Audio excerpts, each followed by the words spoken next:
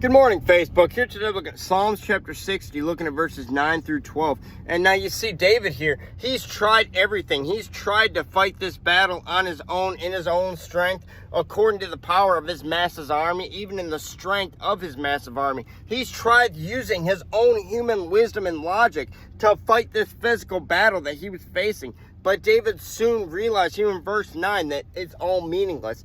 Anything that he can do means absolutely nothing. Because you see what he realizes and comes to the realization of here in verse 9 is he can do nothing. His own strength is weakness. He can do absolutely nothing. And he's realizing now that only change is possible if God is in the midst. The only way this situation can change, the only way David's heart posture towards this situation can change is only if the Spirit of God is in that midst of that situation. See, David does not want to keep going down that same path. He does not want to continue with those same broken motives. But you see, David wants different. He wants to be different, and he wants to see different in this situation.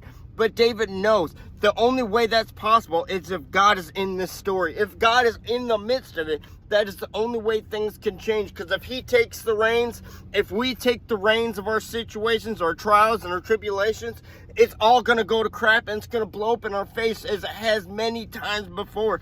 And you see, as he says in verse 10, how he states his mighty need for God, and even goes much deeper than that, his complete and total desperation. He's tried everything else, but he knows it's no good. Just like that woman with the 12 years of bleeding.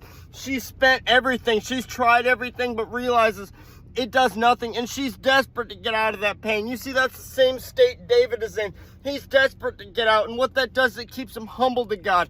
David's humbly going before that throne of grace, knowing that God is the only solution. God is the only source of peace.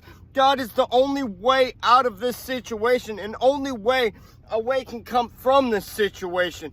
And David's fully realizing that. And you see how he says in verse 11 and 12, that God is the only way for a victory. We've tried in our own strength to get it done. We've tried in our own strength to obtain peace in our situation, in our own human hearts. But it all comes to vanity. It all comes to nothing. And David realizes that only God can bring us peace. Only God can make a change. And it's just a matter of how broken we're willing to get before we realize this. You see, as Christians here today, you see, in David's desperate state, he was willing to turn away from all those things that hinder his faith.